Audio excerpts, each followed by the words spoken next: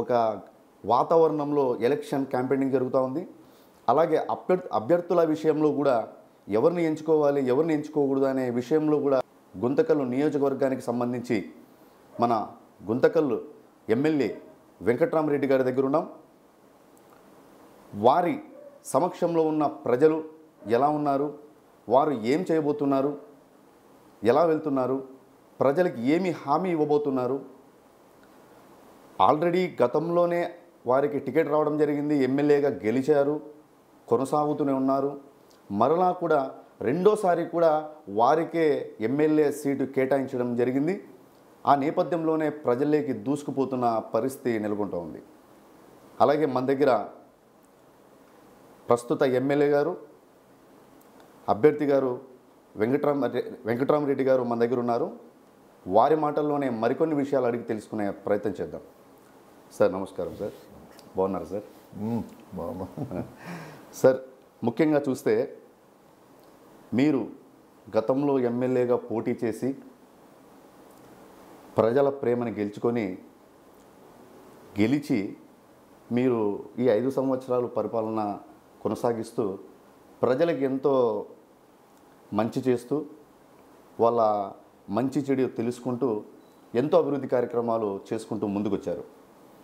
మరలా కూడా సీఎం జగన్మోహన్ రెడ్డి గారు మిమ్మల్ని మళ్ళీ మీకే టికెట్ ఇచ్చి, అన్నా మీరు గెలవండి, మీరు గెలుస్తారు, నాకు నమ్మకం ఉంది అంటూ ఒక భరోసాతో సీఎం జగన్ గారు ఒక నమ్మకంతో, ఒక దృఢ సంకల్పంతో మీకు మళ్ళీ టికెట్ ఇవ్వడం జరిగింది. పూర్తి స్థాయిలో చూస్తే మన ఆంధ్రప్రదేశ్లో ముఖ్యంగా చాలా చోట్ల అభ్యర్థుల్ని మార్చారు. ముఖ్యంగా గుంతకల్ నియోజకవర్గంలో అటువంటి ఆలోచనే రాలేదు. దీనికి సంబంధించి ముఖ్యంగా మీరేమంటారు? ముందుగా క్రోధనామ సంవత్సరం ఉగాది సందర్భంగా తెలుగు రాష్ట్ర ప్రజలకు, ప్రత్యేకంగా గుంతకల్ నియోజకవర్గ ప్రజలందరికీ, TV6 ఛానల్ వారికి, మా ప్రియతమ నేత ముఖ్యమంత్రి వర్యులు వైఎస్ జగన్మోహన్ రెడ్డి గారికి పండగ సందర్భంగా శుభాకాంక్షలు, నమస్కారాలు తెలియజేసుకుంటూ థ్యాంక్ యూ. జగన్మోహన్ రెడ్డి గారు మీరు అన్నట్టు మాకు రెండవసారి కాదు, ఇది మూడవసారి వరుసగా నాకు టికెట్ ఇవ్వడం జరిగింది. మొదటిసారి నేను అతి తక్కువ మెజార్టీతో మరి సీట్ని కోల్పోయినాము. తర్వాత ఇప్పుడు మొదటిసారి 5,000 ఓట్లతో నేను ఓడిపోతే ఎక్కడ కూడా నిరుత్సాహపడుకోకుండా మళ్ళా ప్రజల మధ్యకు వెళ్ళి నా సాయశక్తుల పార్టీ కోసం పనిచేసి మరి రెండవసారి టికెట్ ఇచ్చిన తర్వాత జిల్లాలోనే అత్యధిక మెజార్టీతో గెలిచిన వ్యక్తిని నేను. దాదాపుగా 48,700 ఓట్ల మెజార్టీతో ఆ రోజు నేను గెలవడం జరిగింది. సో జగన్మోహన్ రెడ్డి గారికి అంత నమ్మకం ఏమి, ఇప్పుడు ఒకసారి ఎమ్మెల్యే అయినారు, మరి చాలామంది మంత్రులను కూడా మార్చినారు, చాలామంది ప్లేస్ మార్పిడి జరిగిందని మీరు అడిగిన ప్రశ్నకు ఒకటే, ఆయనకు ప్రత్యేకంగా ముందు నుంచి మా కుటుంబం పైన, నా పైన కూడా మరి ఒక పూర్తి నమ్మకం ఉంది.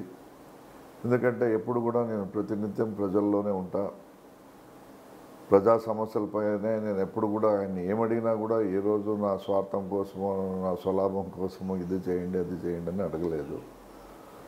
సరే ఎప్పుడు వెళ్ళినా కూడా ఏదో ఒక సమస్యను ఆయన దృష్టికి తీసుకుని వెళ్ళి, సార్ ఇది మా కాన్స్టిట్యున్సీకి ఇది జరిగితే నియోజకవర్గంలో మంచి డెవలప్మెంట్స్ ఉంటాయి, ప్రజలందరూ కూడా హర్షిస్తారు అని చెప్పి ఈ రకంగా చాలా సాధించుకోగలిగిన నేను పట్టుబట్టి. మరి ఎంతోమందికి నేను ఎప్పుడు వెళ్ళినా కూడా దాదాపుగా ఎప్పుడు సీఎం రిలీఫ్ ఫండ్ కింద చాలామందికి కూడా ఆ రకంగా కూడా ఆర్థికంగా సహాయం అడిగేదానికి వెళ్ళినప్పుడు కూడా ఆయన ఎప్పుడు చెప్తూ ఉంటాడు, ఎప్పుడు బాగా కష్టపడుతూ ఉంటామా, సో ఇంకా బాగా కష్టపడు, ఖచ్చితంగా భవిష్యత్తు ఉంటుందని మరి అప్పుడప్పుడు చెప్పేవాడు కూడా. ఏది ఏమైనప్పటికీ మరి మొదటి 3 సంవత్సరాలు కూడా ఎమ్మెల్యే శాసనసభ్యునిగా ఎన్నికైన తర్వాత కొత్తగా ఒక సంవత్సరం 6 నెలలు విషయాలు తెలుసుకునే ఇందుకే టైం పట్టింది ఈ అసెంబ్లీ సెషన్స్ అని. సో ఆ రకంగా మన తర్వాత కరోనా రావడం, దాదాపుగా 3 సంవత్సరాలు ఈ విధంగా మనము మరి పరిపాలన అనేది అప్పుడంతా స్తంభించిపోయిన మాట వాస్తవమే. అప్పుడు ఆ సమయంలో కూడా, కరోనా సమయంలో కూడా నేను ప్రజలకు ఏదో ఒకటి చేయాలి, మంచి జరగాలని మరి 2 అంబులెన్సులు చాలా, అప్పుడు ఎవరంటే ఈ అంబులెన్సులు దొరికే చాలా కష్టంగా ఉండేది. ఒకవేళ దొరికినా కూడా ఛార్జెస్ 20,000, 30,000, అనంతపురం పోవాలంటే 20,000, 30,000 ఛార్జ్ చేసి మరి ఆర్థికంగా వెనకబడిన వాళ్ళందరికీ కూడా చాలా ఇబ్బందికరంగా ఉండేది. అది గ్రహించి ఇమ్మీడియట్గా నేను 2 అంబులెన్సులు ఏర్పాటు చేసి మరి 2 అంబులెన్సులు కూడా ప్రతినిత్యం ప్రజల కోసమే పనిచేసే విధంగా మరి ఆ కార్యక్రమాన్ని మొట్టమొదటిగా నేను తీసుకురావడం జరిగింది.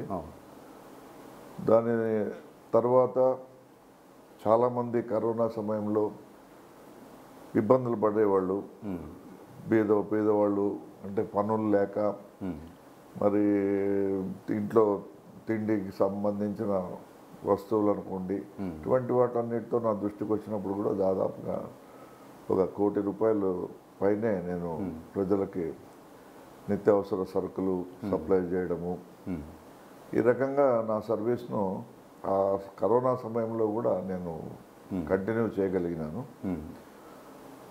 సో ఎవరైనా హాస్పిటలైజ్ అయితే కూడా వాళ్ళకి మరి ఏదో రకంగా ఆర్థికంగా కూడా సాయం చేయగలిగినాము.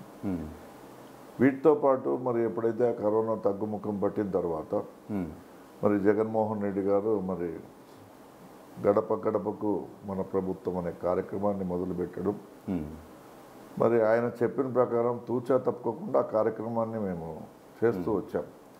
ఇంకా సొంత పనులు కూడా వదులుకొని ఎక్కడ కూడా ఆయన చెప్పిన ప్రకారము అంటే చేస్తూ ముందుకు సాగేమే తప్ప ఎక్కడ కూడా మేము కుంటుపడుకోకుండా ఆ కార్యక్రమాన్ని ప్రతి ఇంటికి వెళ్ళి తీసుకెళ్ళాము. సో అప్పుడు అర్థమైంది మాకు, మొదట కొద్దిగా ఇబ్బంది అయినప్పటికీ రోజు రోజుకు మనం ప్రజల్లోకి పోతా ఉంటే ప్రజల నుంచి వస్తున్న స్పందన అనుకోండి, ప్రజల్లో ఇంకా సమస్యలు, మనమేమో అన్నీ ఇచ్చేస్తున్నాము, ఇంకా అంటే పూర్తిగా అందుతున్నాయి, మనతో పని లేదనుకునే పరిస్థితి నుంచి భిన్నంగా అక్కడక్కడ కొన్ని మొండి కేసులు, కొన్ని అంటే కారణాల వల్ల వాళ్లకు అర్హత కోల్పోవడము, ఇటువంటి సమస్యలన్నీ కూడా మా దృష్టికి తీసుకురావడము, ఇంకా వాటన్నిటినీ పరిష్కరించి దిశగా మేము ముందుకు అడుగులు వేస్తూ వాటర్ సమస్య, వార్డులో డ్రైనేజ్ సమస్య, ఎలక్ట్రిసిటీ సమస్య, ఈ సమస్యలన్నీ కూడా మా దృష్టికి వచ్చేవి. అప్పుడు ఎప్పుడైతే నేను గడప గడప చేసిన తర్వాత మరి ప్రతి వార్డుకు, ప్రతి సచివాలయానికి 20 lakhs మన ప్రభుత్వం అంటే జగన్మోహన్ రెడ్డి గారు మాకు ఇవ్వడం జరిగింది. సో ఆ రకంగా 20 lakhsతో మరి ఆ ఏరియాను డెవలప్ చేయడము, వాటర్ సమస్య తీర్చడము ఇమ్మీడియట్గా జరిగిపోయేవి ఇవన్నీ. ఆ రకంగా ప్రజల్లో మరి ఒక మైలేజ్ అనేది నాకు బూస్టప్ అయింది. సో ఆయన ఎప్పటికప్పుడు ప్రతి ఎమ్మెల్యే పైన ఆయన సర్వేలు చేసుకుంటూ ఆ రకంగా ముందుకు పోయినట్టున్నాడు. సో ఎప్పుడు కూడా నా సర్వే రిపోర్ట్స్ వీక్ అని కానీ ఎప్పుడు ఆయన చెప్పిన దాఖలాలు అయితే లేవు. ఇంకా బాగా కష్టపడన్నా పర్వాలేదు, యావరేజ్లో ఉన్నాము, ఇంకా కొంచెం కష్టపడితే సరిపోతుందని ఎప్పుడన్నా ఒకసారి 2 సార్లు హెచ్చరించడం జరిగింది. అంత తప్పితే సరే ఆయన చెప్పిన దానికంటే నేను ఎక్కువ చేయాలనే ఉద్దేశంతో మరి నేను నా తర్వాత కొద్దిగా మోకాలు నొప్పి ప్రాబ్లం వస్తే కొంచెం లాస్ట్లో ఆ కూతురు అసిస్టెన్స్ తీసుకొని ఆ కార్యక్రమాన్ని పూర్తి స్థాయిలో ఒక 10% మిగిలి ఉన్నప్పుడు ఆ 10-15% కూతురు సహకారంతో చేసి కంప్లీట్ చేసేసాను. సో తర్వాత మాకందరికీ ఒక రిపోర్ట్ ఇచ్చినాడు ఫైనల్గా, సరే మీరు ఈ రేంజ్లో ఉన్నారు, సార్ ఇంకా బాగా కష్టపడండి అని చెప్పేసి నాకు దాదాపుగా 8 months 9 months బ్యాకే చెప్పాడు. అవును. సో కాబట్టి మాకు టికెట్లో ఎప్పుడు కూడా అటువంటి సమస్య రాలేదు. ఆయన దృష్టిలో అయితే మేము బాగా పనిచేస్తున్నాం, ప్రజలకు అత్యంత దగ్గరగా ఉన్నాం అనేది బాగా జరిగింది. ఆయన సర్వేలో కూడా మంచి రిపోర్ట్ వచ్చింది. అందుకే మాకు నాకే కాదు మా ఇద్దరు తమ్ముళ్ళకు కూడా అదే సేమ్ జరిగింది. మీ ఫ్యామిలీ అంతా ఆల్మోస్ట్ ఎమ్మెల్యేలతోనే నిండిపోయి ఉన్నారు చాలా వరకు. అంటే స్టార్టింగ్ నుంచి ఎలా సార్ మీకు మీ రాజకీయ భవిష్యత్తు ఎలా మొదలైంది? ఫాదరు యాక్చువల్గా ఒకడు, అంటే ఆ ఫ్యామిలీలో ముందు నుంచి ఒకరికొకరు అట్లా 3-4 బ్రదర్స్ ఉన్నా కూడా ఒకటే కొడుకు ఉండేవాడు. అట్లా మా తాతగారికి మా ఫాదర్ మళ్ళీ ఒకడు, ఈయనకు 3 ఆస్తులు కలిసి రావడము. అంటే అప్పుడు ఒకటే కొడుకు, ఆస్తులు అయితే పెద్ద ఆస్తులు అప్పుడు ఆ రకంగా కలిసి రావడము. మరి ఆయన ఎప్పుడు కూడా ప్రత్యక్షంగా రాజకీయాల్లో లేడు. తర్వాత కొద్ది రోజుల తర్వాత ఎప్పుడో ఒకసారి ఆయన బలవంతంగా ఎల్ఎం బ్యాంక్ ప్రెసిడెంట్గా, అంటే ల్యాండ్ మార్కెటింగ్ బ్యాంక్ అని మార్ట్గేజ్ బ్యాంక్ అని ఒకటప్పుడు పాతకాలంలో ఎల్ఎం బ్యాంక్ అంటూ ఉంటాం. ఆ బ్యాంక్ చైర్మన్గా కూడా ప్రెసిడెంట్గా కూడా మరి యునానిమస్గా అప్పుడు ఇవ్వడం జరిగింది. ఆయనకేం పెద్ద ఇష్టం లేదు. బట్ నీలం సంజయ్ రెడ్డి గారు కూడా చాలాసార్లు రాజకీయాలకు మంచి భవిష్యత్తు ఉంటుంది, మేమంతా ఉన్నాము, మాతో పాటు నువ్వు కూడా పనిచేయంటే నాకు అటువంటివన్నీ ఇంట్రెస్ట్ లేదు అని చెప్పేసి తప్పుకొని ఏదన్నా వస్తే అందరికీ ఆర్థికంగా అన్ని పార్టీలకి సమానంగా సహాయం చేసేవాడు. అవునండి. కొంత ఆర్థికంగా ఇచ్చేసి అప్పుడు అంతా ఆర్థిక వనరులు తక్కువ, ఏదో ఆర్థిక సహాయం చేసేసి సరే మీ పని మీరు చేసుకోండి అనే మెంటాలిటీ అయింది. అనుకోకుండా రామారావు గారు పార్టీ పెట్టడము, రామారావు గారితో ఈయన చదువుకునేటప్పుడు మెడ్రాస్లో చదువుకునేటప్పుడు సన్నిహితం ఉండింది. అంటే ఇద్దరు మంచి ఫ్రెండ్స్. సో ఆయన సన్నిహితం అనేది మన రామారావు గారు పార్టీ పెట్టినాక ప్రత్యేకంగా ఫాదర్ని పిలిచి, లేదు భీమిరెడ్డి గారు మీరు ఖచ్చితంగా మీరు రాజకీయాలకు రావాలి, నా కోసమన్నా రావాలి, ప్రజల కోసం రావాలి, అలాంటి మంచి వ్యక్తులు చాలా అవసరం ఉంది ఇప్పుడు, అది ఇది అని చెప్పేసి ఆయనకున్న ఇంటిమసీతో ఫ్రెండ్షిప్తో మరి ఆ రకంగా ఆయన ఎంకరేజ్ చేయడము. చివరికి చాలాసార్లు ఆయన వద్దనే చెప్పినప్పటికీ లేదు ఖచ్చితంగా మీరు రావాలని బలవంతం చేయడంతో ఆ రకంగా రాజకీయ అరంగేట్రం జరిగింది. ఆయన ఫస్ట్ జిల్లా కన్వీనర్గా, తెలుగుదేశం పార్టీ కన్వీనర్గా ఫస్ట్ పనిచేసిండేది మా ఫాదరే. సరే ఇంకా తర్వాత ఆయనకు సీట్ ఇవ్వడము, గెలిచడము, అదే మొట్టమొదటి మెట్టు ఒక ఎమ్మెల్యేకి శాసనసభ్యునిగా మా కుటుంబంలో మొట్టమొదటి అడుగు రావడం ఆ రకంగా పడింది. తర్వాత మళ్ళీ ఆయన నాదెండ్ల భాస్కర్ రావు డిస్టర్బెన్స్ జరిగినప్పుడు కొంత ఈయన రామారావు అప్పుడు ఈ చంద్రబాబు నాయుడు పెత్తనము ఇవన్నీ పడలే. ఈయన ముందు నుంచి ఒక రాయల్గా బతికిన వ్యక్తి, ఏదైనా మాట అంటే పడేవాడు కాదు. ఆ రకంగా కొంచెం పార్టీ నుంచి బయటకు వచ్చేసి నాదెండ్ల భాస్కర్ రావుకి సపోర్ట్ చేయడం కూడా జరిగింది. సరే తర్వాత ఇంకా ఆయన డ్రాప్ అయిపోయినాడు, మళ్ళీ వద్దు నాకు ఇంక మళ్ళీ తర్వాత కాంగ్రెస్ పార్టీలో ఇన్వైట్ చేస్తే కూడా నాకు అవసరం లేదు, నేను రాజకీయాలు ముందే వద్దనుకున్నాను, అనవసరంగా ఈ రకంగా వచ్చి ఇరుక్కుపోయినాను, ఇంకా నేను చేయదలుచుకోలేదని చెప్పేసి అప్పుడు శివరామరెడ్డి గారు బ్రదరు గతంలో ఆయన కాంగ్రెస్ పార్టీ కర్నూలు జిల్లా యూత్ కాంగ్రెస్ పార్టీలో ప్రెసిడెంట్గా కూడా పనిచేశాడు చదువుకునే టైంలోనే. సో అప్పటి నుంచి ఆయనకి రాజకీయాలతో టచ్ ఉన్నింది. ఆ రకంగా కొంత రాజశేఖర రెడ్డి గారితో కూడా బాగా కొంత అప్రోచ్ ఉన్నింది ఆయనకి. అప్పుడప్పుడు వెళ్ళి కలుస్తూ రాజశేఖర రెడ్డి గారిని మరి అతి దగ్గరగా ఉన్న వ్యక్తుల్లో ఈయన కూడా ఒకడు. ఆ రకంగా ఆయన రాజకీయంగా కొంచెం ఇంప్రూవ్ కావడము, తర్వాత కాంగ్రెస్ సీట్కి ట్రై చేయడం జరిగింది. అంటే అప్పటికే ఇంకా తండ్రి గారు అది ఎప్పుడైతే ఎలక్షన్స్ అయిపోయిన తర్వాత, అంటే నాదెండ్ల భాస్కర్ ఇన్సిడెంట్ అయిన తర్వాత కేవలం 8 నెలలకి ఆయన హార్ట్ స్ట్రోక్తో మరణించడం జరిగింది. ఇలా జరిగింది. మరి తర్వాత ఈయన మనం కాంగ్రెస్ టికెట్ శివరామరెడ్డి గారు ట్రై చేసినారు. అప్పుడు రాజశేఖర రెడ్డి గారిది పెత్తనం అంతగా జరిగేది కాదు. ఆ ఈక్వేషన్స్లో అప్పుడు మళ్ళా పుల్లయ్యకు దరూరు పుల్లయ్య అని ఆయనకి ఇచ్చినారు. సో ఈయన ఇండిపెండెంట్గా పోటీ చేయడము, ఇండిపెండెంట్గా కాంగ్రెస్ పార్టీకి అప్పుడు డిపాజిట్లు కూడా రాలే. ఇప్పుడు పయ్యావుల కేశవ్ పైన మంచి అంటే ఓట్ శాతం తీసుకురాగలిగినారు. అప్పుడు దాదాపు 36,000 ఓట్లు సాధించుకోగలిగినారు. అప్పుడు 8,000 ఓట్లతో పయ్యావుల కేశవ్ గెలవడం జరిగింది. అవును. సో ఇది పరిస్థితి. అంటే మీరు రాజకీయంగా వచ్చినప్పుడు మీరు ఎమ్మెల్యేగా మొదటిసారి ఏదైతే గెలిచి మళ్ళీ ఓడి మళ్ళీ గెలిచి మళ్ళీ ఇప్పుడు కూడా గెలిచే అవకాశాలు చాలా వరకు కనిపిస్తున్నాయి. అంటే మీరు చేస్తున్న రాజకీయానికి మీ నాన్నగారి ఇంతకుముందున్న పేరు ఆ రాజకీయం సపోర్ట్ అయిందా?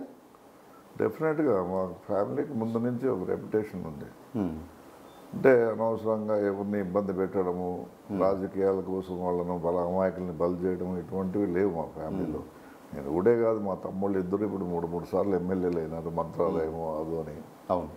మరి ఒక ఆయన 4 సార్లు పోటీ చేసి కేవలం ఒకసారి 160 ఓట్లతో ఓడిపోవడం జరిగింది అదోని.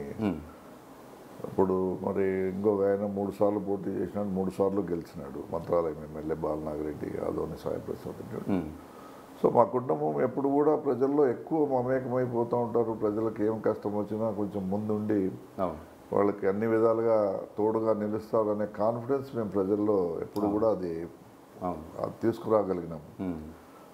అందుకోసం మాకు ప్రజల్లో అంటే బాగా ఇష్టం. ముందు నుంచి చెప్పాలంటే అది ఎందుకో మరి మా కుటుంబంలో నేనే కాదు, శివరామరెడ్డి గారికి మంచి ఆయన కూడా ఎమ్మెల్యే అయిన తర్వాత పొద్దుటికి ఆయన ఎమ్మెల్యే అయిన తర్వాత కూడా ఒకవేళ టికెట్ రాకపోయినప్పటికీ కూడా కురుకొండ ఏరియాలో మంచి లీడర్గా ఈ పొద్దుటికి కొనసాగుతూ ఉన్నాడు. అది చూసి ఎమ్మెల్సీ కూడా ఇవ్వడం జరిగింది.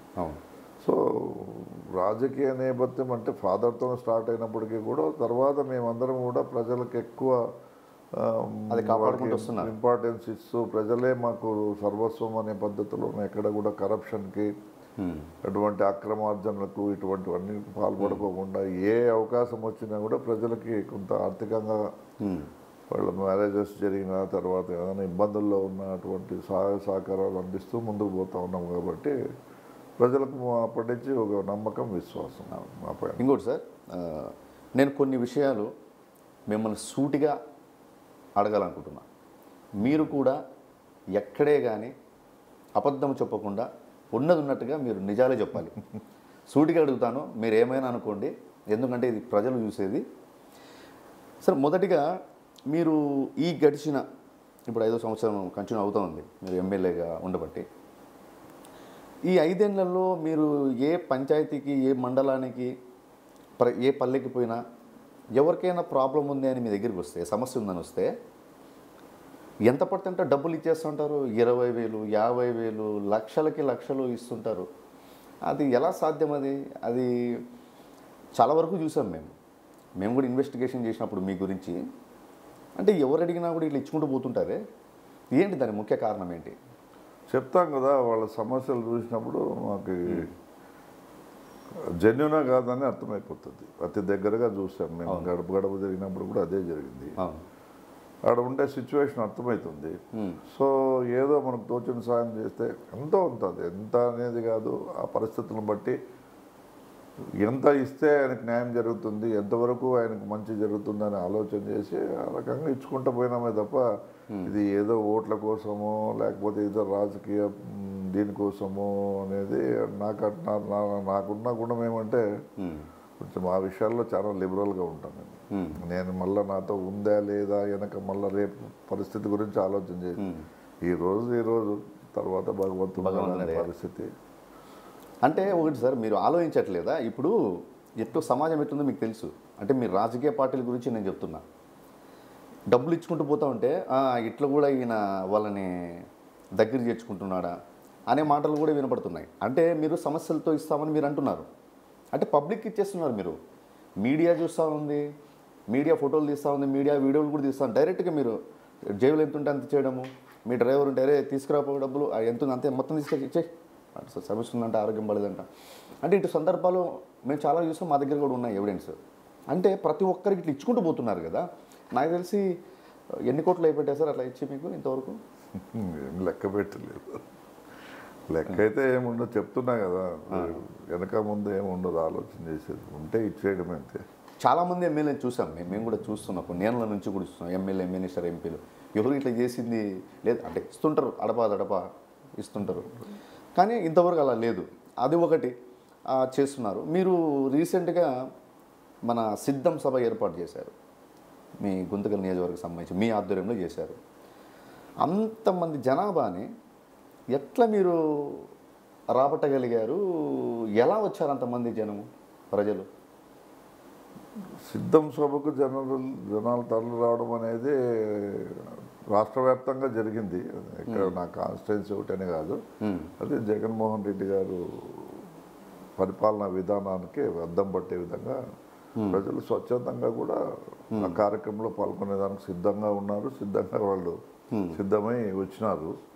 మేము పెద్ద ప్రెషర్ చేసింది లేదు. బట్ అన్ని గ్రామాలకి మెసేజ్ పంపేయడము, తర్వాత ప్రతి చోట కూడా ఖచ్చితంగా ఈ సభను సక్సెస్ఫుల్గా తీసుకువెళ్ళాం. అంటే మన కాన్స్టిట్యున్సీ లెవెల్లో కూడా మనం దీన్ని, అంటే ఎన్నికలు కూడా మనకు వస్తూ ఉన్నాయి కదా, ప్రతి ఒక్కరిని, ప్రతి కార్యకర్తను, ప్రతి నాయకుల్ని కూడా అలర్ట్ చేయడము, ఇది మనకు ప్రెస్టేజ్ అని చెప్పి బాగా వాళ్ళందరినీ కూడా మొబిలైజ్ చేయమని చెప్పడము. సో ఇవన్నీ జరిగిపోయినాయి.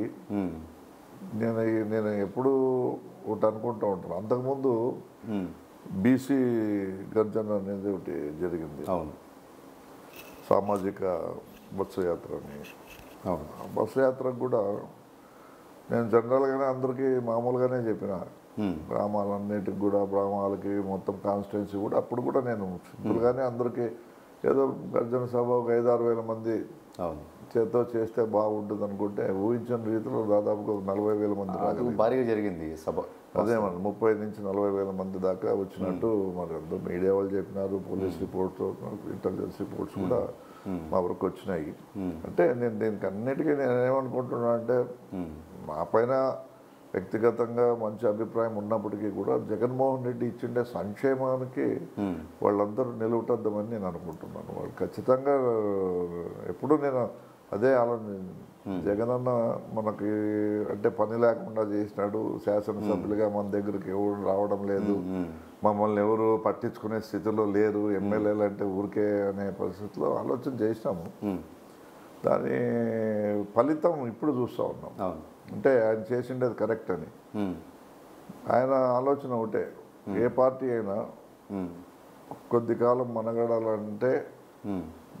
మనుగడ సాగించాలంటే ఖచ్చితంగా మధ్య దళారీ వ్యవస్థ అంటే అటువంటి వ్యవస్థల్ని కొంచెం దూరం పెట్టడం. అదే మీరు అంటారు కదా, జన్మభూమి కమిటీలు, వాటిని కొంచెం దూరం పెట్టాలా. డైరెక్ట్గా ప్రభుత్వము ప్రజల దగ్గరకు తీసుకోగలిగినప్పుడే అది సాధ్యపడుతుంది అని కొంచెం. ఎందుకంటే ప్రతి కార్యకర్త, ప్రతి నాయకుడు కూడా వాళ్ళు ఏమంటే ప్రతి ఒక్కరూ డబ్బులు ఆశించి చేస్తారని నేను అన్ను. అలా ఏదో 1% 2% కొంచెం ఆ రకంగా ఆశించే వాళ్ళు ఉంటారు, కానీ ప్రతి ఒక్కరు కూడా నాకు జరగాల, నేను సర్వీస్ ఇవ్వాల, నా ద్వారా ఈ పని చేస్తే అదొక సాటిస్ఫాక్షన్. వాళ్ళు పెద్దగా ఆశించకపోయినప్పటికీ, కానీ దాన్ని కూడా జగన్మోహన్ రెడ్డి గారు అది కూడా ఎటువంటి రిజల్ట్స్ ఇస్తుందో అనే భయము అనుకోకండి, లేకపోతే జాగ్రత్త అనుకోండి. సో ఆ రకంగా ఎక్కడ కూడా ఆస్కారం లేకోకుండా ఈ సచివాలయ సిబ్బందిని, సచివాలయ వ్యవస్థను తీసుకుని రావడం, వాలంటీర్స్ వ్యవస్థను తీసుకురావడం నిజంగా హ్యాట్సప్ టు జగన్మోహన్ రెడ్డి గారు. అది ఎవరు ఊహించలేదు. నాకు తెలిసి మన ఇండియాలో ఇటువంటి వ్యవస్థ వస్తుందని కూడా ఎవరు కళ్ళు కూడా అనుకోండరు. బట్ ఆయన చేసి చూపించినాడు షార్ట్ పీరియడ్. అది చాలా మంచి రిజల్ట్స్. వాస్తవానికైతే అందరికీ ఇప్పుడు తెలిసిపోయింది. ఎలా అంటే ఇన్ని సంవత్సరాలలో ఎంతమంది సీఎంలు వచ్చినా, ఎన్ని ప్రభుత్వాలు వచ్చినా, ఎన్ని పార్టీలు వచ్చినా, ఏ ఎమ్మెల్యే, ఎంపీ, మినిస్టరు గడప తొక్కిన పాపన పోలేదు. ఏదో ఏదో ఎప్పుడో ఒకసారి, ప్రతిరోజు ఫీల్డ్లో. ఇప్పుడు చూస్తే ప్రతి ఒక్క ఎమ్మెల్యే, ఎంపీ, మినిస్టరు అందుబాటులో ఉంటున్నారు. గడప ప్రోగ్రామ్స్ పెట్టుకుంటున్నారు మీరు. ప్రతి ఏరియాకి వెళ్తున్నారు, ప్రతి మనిషిని పలకరిస్తున్నారు. అన్నిటికీ మించి పథకాలు డైరెక్ట్ అకౌంట్కే మీరు పంపించడం జరుగుతుంది. ఏమంటారు ఇది? ఈ క్యాంపెయినింగ్ ఏమంటారు? మీరు ప్రతి ఇంటికి పోతున్నారు కదా, ఎప్పుడు ఏ ఎమ్మెల్యే పోలేదు. గతంలో అయితే మీరు చెప్పినట్టు ఎప్పుడు జరగలేదు అది. అవును. ఈవెన్ రాజశేఖర రెడ్డి అన్న పీరియడ్లో కూడా చూసాం, ఆయన పరిపాలన కూడా చూసాము. ఆయన పరిపాలనా విధానం అప్పుడు ఆ పరిస్థితులకు అనుగుణంగా ఆయన ఆ రకంగా పరిపాలన అందించినాడు. ఈ రోజుకి ప్రజల్లో ఆయన చిరస్మరణీయుడిగా ఉన్నాడంటే ఆయన ఆ రోజు మొదలుపెట్టిన సంక్షేమమే ఈ ఆరోగ్యశ్రీ అనుకోండి, ఫీజు రీఎంబర్స్మెంట్ అనుకోండి, రైతులు రుణమాఫీ అనుకోండి, పొదుపు మహిళలకు ఆర్థికంగా నిలదొక్కునే విధంగా వాళ్ళలో చైతన్యం తీసుకురావడం అని ఇవన్నీ కూడా అప్పుడు ఆ రోజు రాజశేఖర రెడ్డి గారి పరిపాలన దీనికి నిదర్శనంగా నిలిస్తే, మరి ఈయన వచ్చిన తర్వాత తన తండ్రి మాదిరిగా నేను కూడా మంచి కార్యక్రమాలు చేయాలి ప్రజలకి అనే ఆలోచనతో పాదయాత్రలో దాదాపు నవరత్నాలు అనేవి ఆ పథకాలను అందిస్తాను ప్రజలకని మన మేనిఫెస్టోలో కూడా తీసుకురావడం జరిగింది. మరి మేనిఫెస్టో ఇచ్చినప్పుడే చెప్పినాడు, నాకు మేనిఫెస్టో ఒక బైబిల్తో సమానము, ఒక భగవద్గీతతో సమానము, ఒక ఖురాన్తో సమానమని నేను భావించినాను. ఏదైనా చెప్పింది చేయాలని, చెప్పింది చేయగలిగినాడు. ప్రజలకు చెప్పిన మాట ప్రకారం అన్ని ఇంటి వద్దకే అందించే కార్యక్రమం డీబీటీ ద్వారా డైరెక్ట్ బెనిఫిషియరీ ఆ రకంగా ఆయన ఇవ్వగలిగినాడు. ప్రతి సంక్షేమం కూడా ఎక్కడ 1% కరప్షన్ లేదు, ట్రాన్స్పరెంట్గా జరిగింది, ఎవరు రికమెండేషన్ లేదు, అధికారుల చుట్టూ తిరగాల్సిన అవసరం లేదు. ఈవెన్ లాస్ట్ మూమెంట్లో కూడా ఎక్కడ అవకాశం ఉంటే కూడా చివరి మినిట్లో కూడా ఆయన పెన్షన్స్ ఇస్తూనే పోయినాడు. పెన్షన్స్ రాని వారికి ఇంకా కొన్ని హౌస్ హోల్డ్ మ్యాపింగ్స్ అని ఇట్లా కొన్ని చిన్న చిన్న సమస్యల ద్వారా చాలామందికి అంటే 2-3% మెంబర్స్ ఇంకా ఈ బెనిఫిట్స్ రాకపోవడంతో బాగా మేము గడప గడపకు పోయినప్పుడు ఆ ఇబ్బందులు చెప్పినప్పుడు వాటిని మేము సార్ దృష్టికి తీసుకోవడం జరిగింది. ఆయన ఇమ్మీడియట్గా దాన్ని క్యాచ్ చేసి దీనికి కూడా ఒక పరిష్కారం ఆలోచన చేయాలని చెప్పేసి, ఇప్పుడు ఎవడో మీరు వెహికల్ కొనింటారు, మీరు కొంటే మీ ఫ్యామిలీకి అంతా ఆ వెహికల్ రిఫ్లెక్ట్ కావడము, హౌస్ హోల్డ్ మ్యాపింగ్లో వీళ్ళు ఉండడము, సో వెహికల్ ఉంది కాబట్టి ట్యాక్స్ పేయర్ ఉన్నట్టు అది ఇది అని రకాలుగా వాళ్ళకి వచ్చేవి కాదు. సో వాటిని కూడా వాళ్ళని పక్కకు పెట్టేసి ఆ రకంగా కూడా చాలా 99.9% నాకు తెలిసి ప్రతి ఒక్కరికి అర్హులైన ప్రతి ఒక్కరికి కూడా వచ్చినాయి. 1%, 0.1% అనేది చెప్పలేము ఇక్కడ. ఇంకా కొంతమందికి ఎందుకంటే ఆధార్ కార్డులు లేవు, వాళ్ళని ఎట్లా ఎన్రోల్ చేయాలో తెలీదు.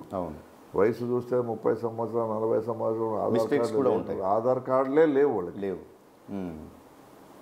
అంటే అనాథలుగా పుట్టి పెరిగిన వాళ్ళకి ఆధార్ కార్డు గురించి తెలియక చిన్నప్పుడు వాడు చేసుకోలేదు. ఇప్పుడు కావాలంటే ఎన్రోల్మెంట్ కూడా దానికి కూడా ఆస్కారం ఇచ్చినాడు. కానీ అక్కడక్కడ ఇంకా కొన్ని సమస్యలు వాళ్ళు కరెక్ట్గా క్లారిటీ లేక, కొంతమంది వేరే స్టేట్ల నుంచి వచ్చి ఈడ సెటిల్ అయిపోయి పట్టించుకోక ఇట్లా ఆధార్ కార్డులు ప్రాబ్లం అయితే ఇంకా ఇప్పటికీ. అలాగే చూస్తే ఈ ఇళ్ల స్థలాల విషయంలో సెంటున్నారని మీరు ఇచ్చారు, ఆల్మోస్ట్ అందరికీ ఇచ్చేసినట్టే ఉంది. అది ఏమంటారు? సాచురేషన్ పాయింట్లో చేయాలనుకున్నాడు ఆయన. ఏది చేసినా ఆయన సాచురేషన్ పాయింట్ అనేది పెట్టుకుంటాడు. ఆ సాచురేషన్ పాయింట్ రీచ్ అయ్యే దిశగా ఆయన ముందుకు సాగినాడు. సో ఊహించిన దానికంటే ఎక్కువ ఇవ్వగలిగినాం. మా కాన్స్టిట్యున్సీలో అయితే ఇంకా కొద్దిగా ఇచ్చేవి కూడా ఉన్నాయి, ఎందుకంటే ల్యాండ్ దగ్గరలో దొరక్క.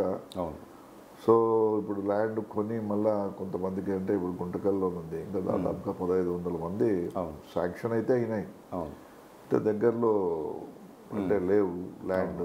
సో ఇప్పుడు కొని మళ్ళీ ఇవ్వాల్సి వచ్చింది.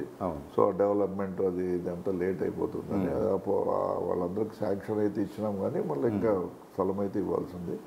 అంటే సాచురేషన్ పాయింట్లో అది జరిగింది కాబట్టి ఈరోజు మేము చూసినాం కాలనీలు ఊర్లు అయిపోయినాయి. నేను ఇప్పుడు డోనముక్కల గ్రామం పోతే కొన్ని వేల ఇండ్లు అప్పుడు రాజశేఖర రెడ్డి గారు ఇచ్చినారు, అప్పుడు పెద్దగా కట్టుకోలేదు, దూరం అని చెప్పేసి చాలా మంది పోలేదు. ఈరోజు అది బంజారా హిల్స్ మాత్రం తయారైపోయింది. సో రేట్స్ కూడా బ్రహ్మాండంగా వచ్చినాయి ప్రతి ఒక్కరికి కూడా మినిమం. మరి ఇల్లు కట్టిన తర్వాత ఒక్కొక్కరు కనీసం అంటే అది ఆస్తి 1 సెంట్లో ఎలా సాధ్యమని, ఒకటే సెంట్లో ఈరోజు కట్టుకున్న వాళ్ళు ఎంత హ్యాపీగా ఉన్నారంటే అవును. అంత హ్యాపీగా ఉన్నారు. దాని రేటు కూడా మినిమం 6 to 8 lakhs ఒక కుటుంబానికి ఆయన ఆ రకంగా సాయం చేసినట్టే. అవును. సో ప్రజలైతే హ్యాపీగా ఉన్నారు. కొంతమంది ఇంకా ఆశపరులు, ఒకటే ఇంట్లో 4 రావాలనే వాళ్ళు ఉంటారు. ఇచ్చేవాడు ఉన్నప్పుడు అప్పుడు అడిగేవాడు కూడా కామన్. కాబట్టి హౌసింగ్లో మాత్రం మెజార్టీ అంటే మేజర్ సక్సెస్ అనేది తీసుకురాగలిగినాడు ఆయన. ఎప్పుడు కూడా దానిపైన సమీక్షలు పెట్టేసి కాంప్రమైజ్ అనేది కాకుండా అధికారులను కూడా బాగా దానిపైన ఫోకస్ చేయించి చేసినారు. సార్ అలాగే ఇప్పుడు ప్రస్తుతం ఉన్న రాజకీయాల్లో ఇప్పుడు టీడీపీ, బీజేపీ, జనసేన ఒక కూటమిగా ఏర్పడి పోటీ చేస్తున్నారు. మీరు సింగిల్, వైసీపీ ఒకటే ఒంటరి పోరాటం. వాళ్ళు ముగ్గురు బీజేపీ సెంట్రల్, ఇంకా ఇద్దరు అంటే స్టేట్ పార్టీస్. మరి వీళ్ళు ముగ్గురు కలిసి పోటీ చేస్తూ ముందుకు వస్తున్నారు కదా, మళ్ళీ మీరు ఎలా గెలుస్తారు నెక్స్ట్ అనే ధీమా ఎలా మీరు వ్యక్తపరుస్తున్నారు? ఇప్పుడు ఈ ముగ్గురు కలయిక ఏదేం కొత్త కాదు. గతంలో కూడా కలిసి పనిచేసినారు. అప్పుడు జగన్మోహన్ రెడ్డి గారు వీళ్ళ మాదిరి హామీలు ఇవ్వలేదు విచ్చలవిడిగా. ఆ రోజు చంద్రబాబు నాయుడు చాలా చెప్పాడు. రైతు రుణమాఫీ అన్నాడు, పొదుపు రుణాల మాఫీ అన్నాడు, తర్వాత అంటే ఫీజు అంటే వీళ్ళకి నిరుద్యోగ భృతి ఇస్తానన్నాడు. సో బంగారు కుదువు పెట్టిన బంగారం అంతా మీకు ఎంత ఇంటికి వచ్చేటట్టు చేస్తారన్నాడు. ఇవన్నీ రకరకాల హామీలు ఇవ్వడంతో అవన్నీ చేయలేదంటారా? అవన్నీ ఒక్కటి కూడా ఇంప్లిమెంట్ చేయలేదు. ఆయన చివరికి పసుపు కుంకుమ కింద కొంత ఇవ్వగలిగినాడు. అది కూడా పూర్తి స్థాయిలో ఇవ్వలేదు. ఏదో ఎలక్షన్ కోసమని ఎలక్షన్ ముందు కేవలం 2-3 నెలల ముందు ఆయన ఆ కార్యక్రమాన్ని మొదలుపెట్టి ఏదో బూస్టప్ చేసేసి ప్రజల్లో మార్కులు కొట్టేయాలని చూసినాడు. అది సఫలీకృతం కాలేదు. కాబట్టి ప్రజలంతా కూడా దీన్ని బట్టి మనకేమర్థమవుతుంది, ఇచ్చిన హామీలను మనం నెరవేర్చకపోతే ప్రజలు ఖచ్చితంగా గుణపాఠం చెప్తారనేది ప్రతి నాయకుడు కూడా ఇక్కడ గుర్తుంచుకోవాలి.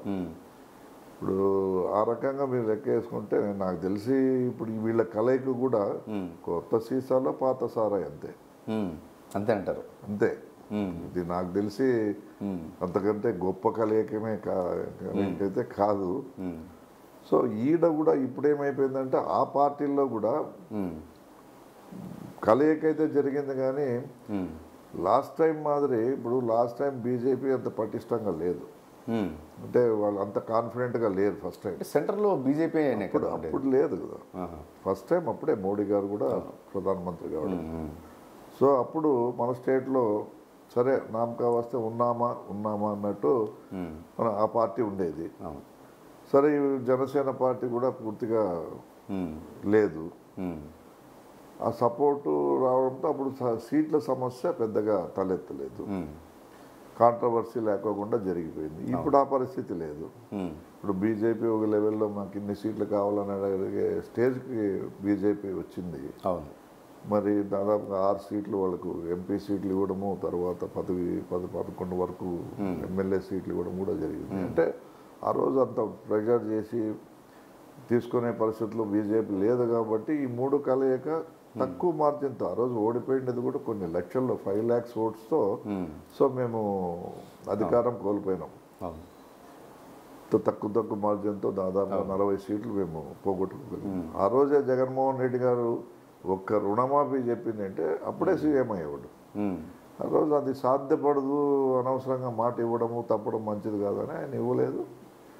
అయినప్పటికీ మళ్ళీ అపోజిషన్లో దాదాపు 63 సీట్లు అప్పుడు గెలవడము, తర్వాత చాలామంది దాని నుంచి మళ్ళా తెలుగుదేశం పార్టీ అన్యాయంగా వాళ్ళందరినీ డబ్బులతో కొనడం ఇదంతా మామూలే కదా, తెలిసిన విషయం. ఆ రకంగా జగన్మోహన్ రెడ్డి గారు ఎక్కడ కూడా భయపడలేదు.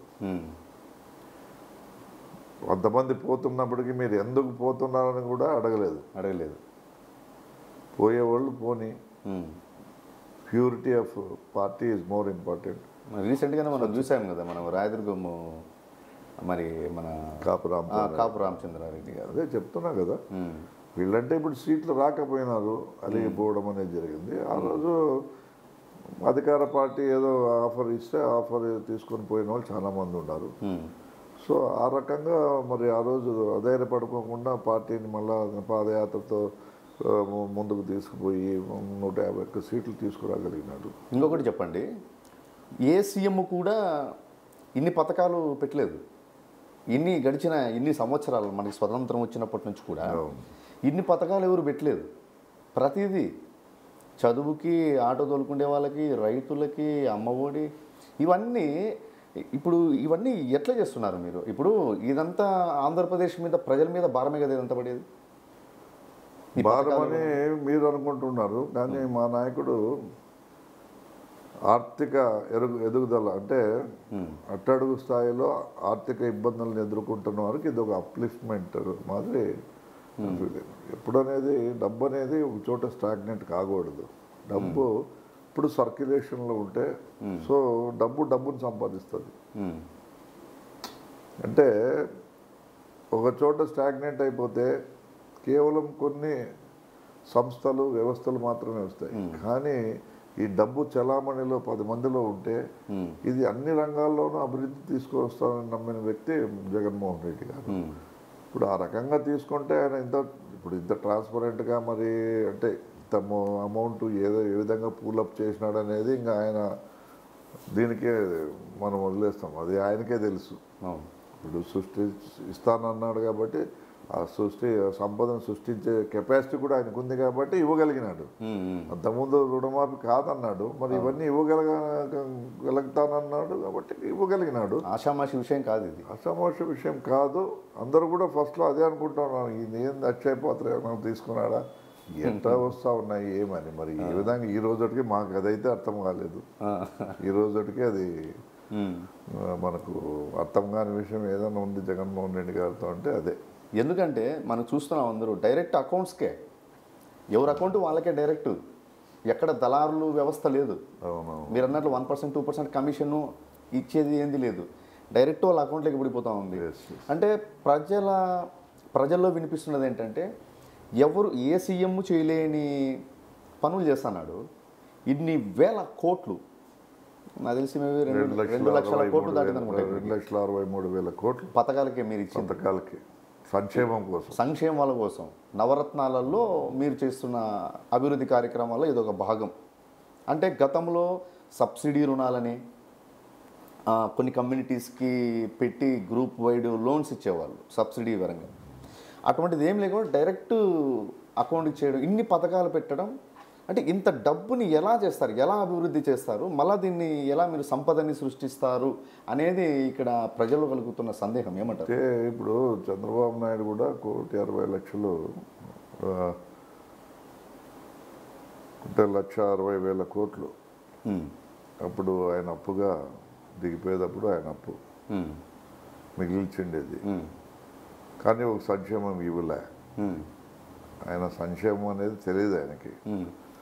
ఎప్పుడు కూడా సంక్షేమం గురించి 14 సంవత్సరాలు ముఖ్యమంత్రిగా చేసినా కూడా ఆయన ఎప్పుడు కూడా సంక్షేమం గురించి అంటే తనకు సొంతంగా ఒక సంక్షేమాన్ని తీసుకొచ్చినట్టు చెప్పుకునే దానికి ఇప్పటి వరకు కూడా ఈ రోజు వరకు కూడా లేవు. కేవలం దివంగత నేత రాజశేఖర రెడ్డి గారు చేపట్టిన సంక్షేమాన్ని పేర్లు మార్చి దాన్ని కంటిన్యూ చేసినాడు. ఈ పెన్షన్ ఆయన ఇచ్చేది ఏమన్నా ఉంటే ఆయన పరిపాలనలో ఒక పెన్షన్ తప్ప వేరే ఏమి ఇవ్వలేదు. 14 సంవత్సరాలు సీఎంగా చేసినాను అని అంటున్నారు, మళ్ళీ మీరు చూస్తే ఇట్లా అంటున్నారు. ఆయనకు ప్రజలు సంతోషంగా ఉండడము, ప్రజల్లో ఆర్థికంగా ఎదుగుదల అనేది వస్తే మా ఆటలు చెల్లవు, మేము రాజకీయం ఎత్తుగడలు వాళ్ళ ముందు పారవు, ఆలోచన శక్తి పెరిగిపోతుంది, ఎడ్యుకేషన్ కూడా తక్కువ ఉండాలి. వాడు ఎంత ఎడ్యుకేషన్ తక్కువ ఉంటే అన్ని రోజులు మేము పబ్బం గడుకోవచ్చు రాజకీయంగా ఆలోచనతో ఆయన ముందుకు పోయినాడు. ఇప్పుడుండే పరిస్థితుల్లో అది సాధ్యపడదు. ఎందుకంటే మీడియా తీసుకోండి, సోషల్ మీడియా అనుకోండి, రకరకాల మీడియా మాధ్యమంలో వచ్చినాయి. అసలు ఊహించుకోకుండా చిన్న పిల్లోడు, ఏదో 5వ తరగతి పిల్లోడు, 4వ తరగతి పిల్లోడు, ఇంతెందుకు పుట్టిన పిల్లోడు అన్నం తినలాంటి కూడా ఇప్పుడు సెల్లు పట్టుకుని తినే పరిస్థితి. టెక్నాలజీ పెరిగిపోయింది కాబట్టి ఆలోచన శక్తి కూడా పెరిగిపోయింది బాగా. ఎక్కడ ఏం జరిగినా కూడా విత్ ఇన్ సెకండ్స్లో వచ్చేస్తాం. ఇంక దానికి ఇంత ఫాస్ట్గా యుగం నడుస్తూ ఉన్నప్పుడు, ఇంత మూమెంట్ ఉన్నప్పుడు మనం ఏదో పాతకాల పద్ధతుల్లోనే వీడు చదువుకోకూడదు, వీడిని అడ్డుకట్ట వేయాలంటే అది సాధ్యపడే విషయం కాదు. అవును. బట్ జగన్మోహన్ రెడ్డి గారు ఈజ్ అ డిఫరెంట్ పర్సన్. అవును. సీఎం గారు ఆయన ఆలోచన అంటే ముందుకు రాబోయే దినాల్లో ఏది ఉపయోగపడుతుందని ఆ ఆలోచనతో ముందు చూపుతో ముందుకు పోతా ఉన్నాడు కాబట్టి ఆయన ఈరోజు సక్సెస్ కాగలిగినాడు. ఎడ్యుకేషన్కి అంత పెద్ద పీట వేస్తూ ఉన్నాడు. ఇంగ్లీష్ మీడియం తీసుకురాగలిగినాడు. ఇంగ్లీష్ మీడియంలోన స్కూల్స్ ఈరోజు నాడు నేడు కార్యక్రమం ద్వారా ఆయన డెవలప్మెంట్స్ స్కూల్స్కి వెళ్ళి చూస్తే ఈవెన్ కార్పొరేట్ స్కూల్స్లో కూడా ఆ ఫెసిలిటీస్ లేవు. డిజిటల్ బోర్డ్స్,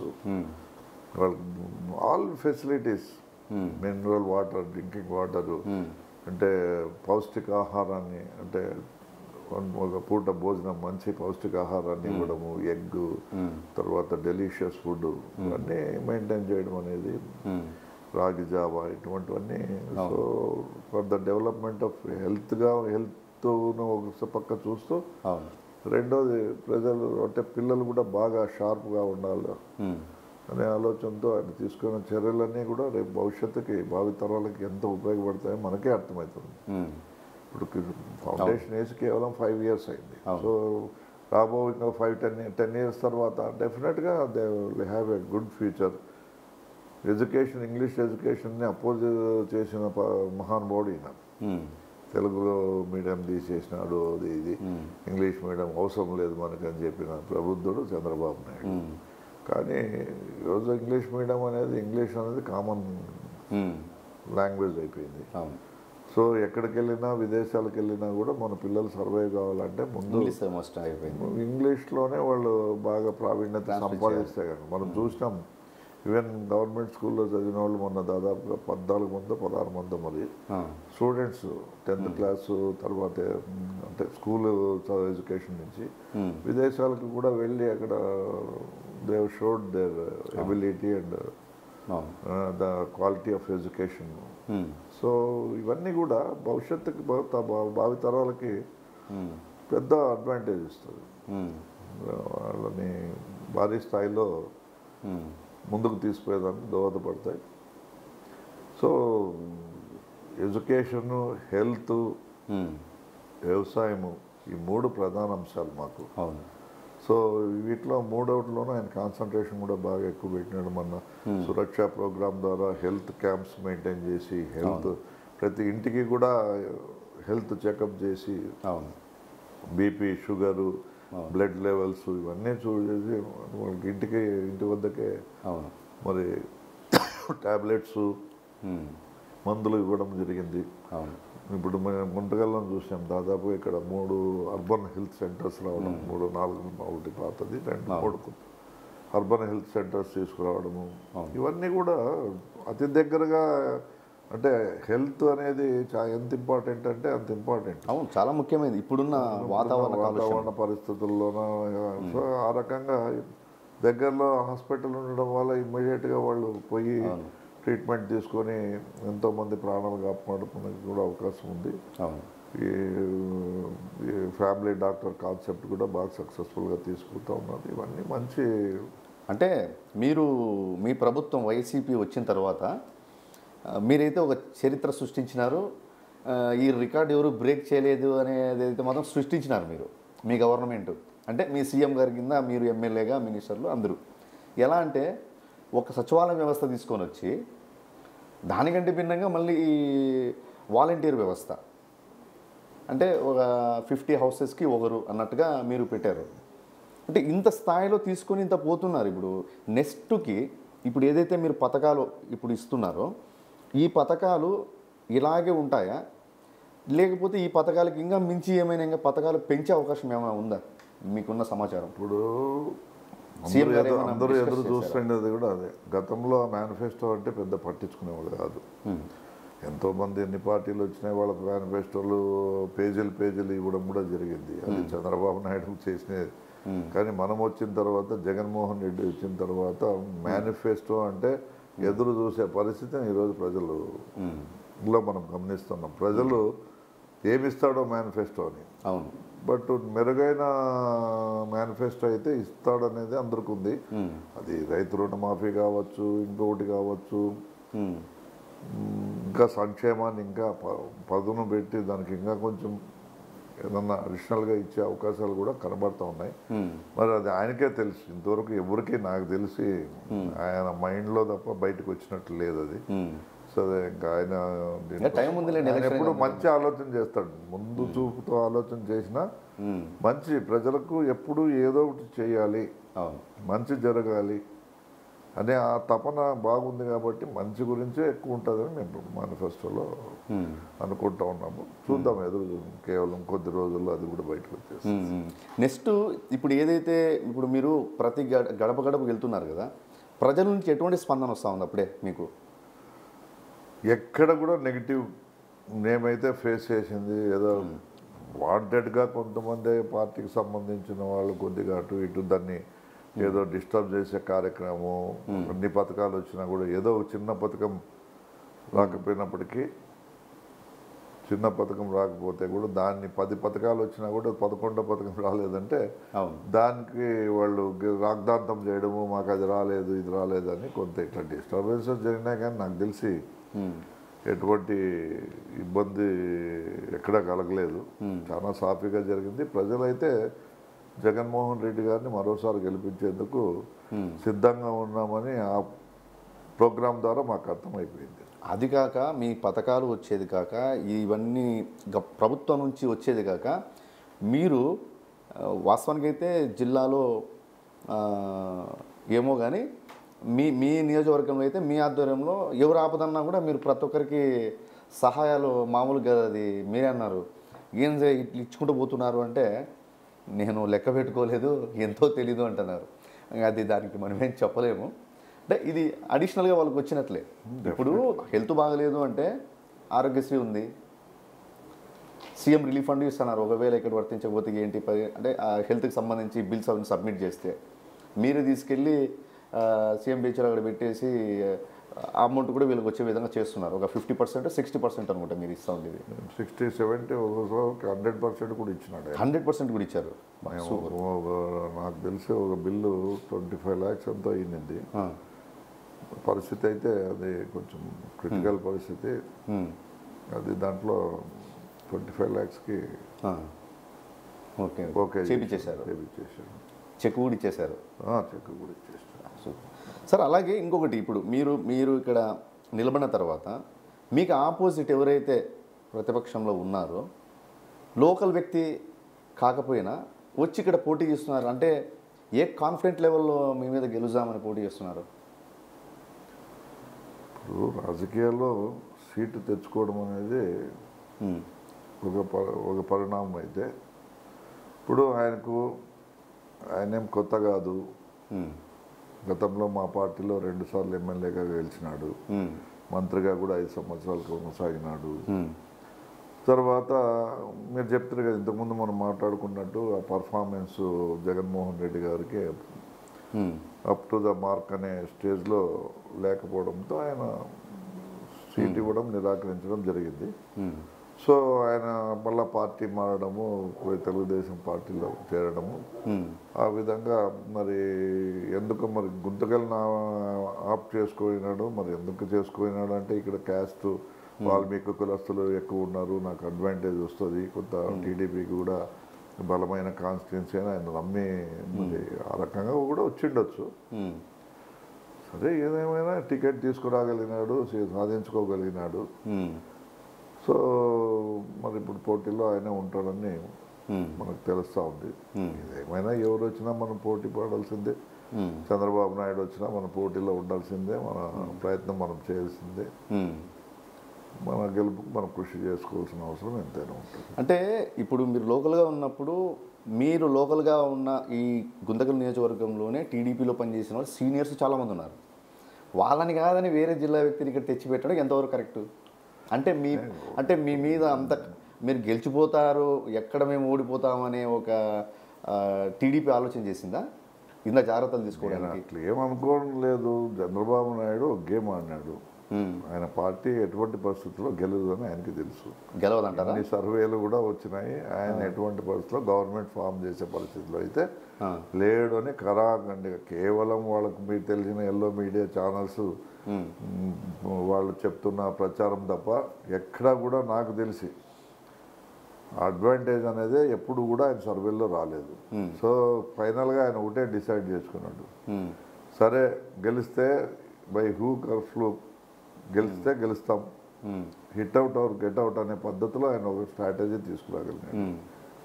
ఎవరు ఎక్కువ డబ్బులు ఖర్చు పెట్టి ఎవరు ఎక్కువ డబ్బులు పార్టీకి ఫండ్ ఇస్తారో దాన్ని యూటిలైజ్ చేసుకోవాలనే ఆలోచనతో డబ్బు ఉన్న వాళ్ళకి ఆయన సీట్లు కేటాయించడం జరిగింది దాదాపుగా. అంతే అంటారా? మీరు ఏదన్నా తీసుకోండి, అనంతపురం జిల్లాలో ఇప్పుడు ఇచ్చిండే సీట్లన్నీ దాదాపుగా అటువంటి పరిస్థితే ఉంది. అనంతపురం సీట్ తీసుకోండి, తర్వాత కళ్యాణ్ దుర్గం తీసుకోండి, గుంటకల్ తీసుకోండి, పెద్ద బిజినెస్ మ్యాన్ లెవెల్ అందరూ. అంతే కదా, వీళ్ళంతా బిజినెస్లో బాగా డబ్బులు సంపాదించుకోగలిగినారు. సో ఓకే, మరి వీటన్నిటిని చూస్తే ఎక్కడ చూసినా డబ్బుకే ప్రాధాన్యత ఇచ్చినట్టు కనబడుతుంది. సీట్లు అమ్ముకునే విషయంలో మన చంద్రబాబు నాయుడు గారు సక్సెస్ఫుల్గా పోయినాడని మేము. అంటే మీరు చెప్పేది ఇప్పుడు టీడీపీ రాదు, ఓడిపోతారు కాబట్టే ఈ డబ్బులన్నా వెనకేసుకోవడానికి వీళ్ళు చేస్తున్న ప్రయత్నాలు అని మీరు మళ్ళీ 5 సంవత్సరాలు మళ్ళీ పార్టీని మెయింటైన్ చేయాలి కదా. అప్పుడు ఇంటి నుంచి మళ్ళీ సొంత ఖాతా నుంచి లేకోకుండా ఇట్లా కలెక్ట్ చేసిండే వాటిని మళ్ళీ 5 సంవత్సరాలు ఖర్చు పెట్టి మళ్ళీ అప్పుడు చూద్దాంలే అనే ఆలోచనలో ఉన్నట్టుంది. నాకు తెలిసి ఎటువంటి పరిస్థితుల్లో చంద్రబాబు నాయుడు ముఖ్యమంత్రి అవుతాడు మరోసారి అనే ఆలోచన నుంచి ఆయన బయటకు వచ్చేస్తే మంచిది. అంతే అంటారు? అంతే, ఇంకేముంటుంది. మరి మీ లోకల్గా ఉన్న అభ్యర్థి ఎంత ఇచ్చుకుంటారు అనుకుంటున్నారు? చెప్తున్నారు పార్టీ ఫండ్ 30 కోట్ల వరకు ఇచ్చినాడని అంటున్నారు. మరి నేను 40-50 కోట్లు కానీ ఖర్చు పెడతానని ధీమా వ్యక్తం చేసినట్టుంది. సో మరి ఆ రకంగా మనకు తెలిసిండే ఇన్ఫర్మేషన్. మరి అవునండి, ఇప్పుడు ఈడ ఉన్నారు క్యాండిడేట్స్ లేక కాదు, బట్ ఆర్థికంగా వాళ్ళు పూర్తి స్థాయిలో లేరు కాబట్టి వాళ్ళకి ఇవ్వలేదని నేను అనుకుంటున్నాను. సో ఈయన తెలుసు ఆయన సంపాదన ఏ విధంగా ఇంతకుముందు గతంలో ఏ విధంగా జరిగింది, ఇవన్నీ మనకు తెలియని విషయాలు ఏం కాదు. నేను ఆయన గురించి పెద్దగా ఎక్కువ మాట్లాడదలుచుకోలేదు. నిన్నటి రోజు మీరేమో ఎక్కువ మాట్లాడదలుచుకోలేదని మీరు అంటున్నారు. నిన్నటి రోజు పామిడిలో ఒక సభలో ఆయన ఒక మాట వదిలారు మీ మీద. ఎవరు?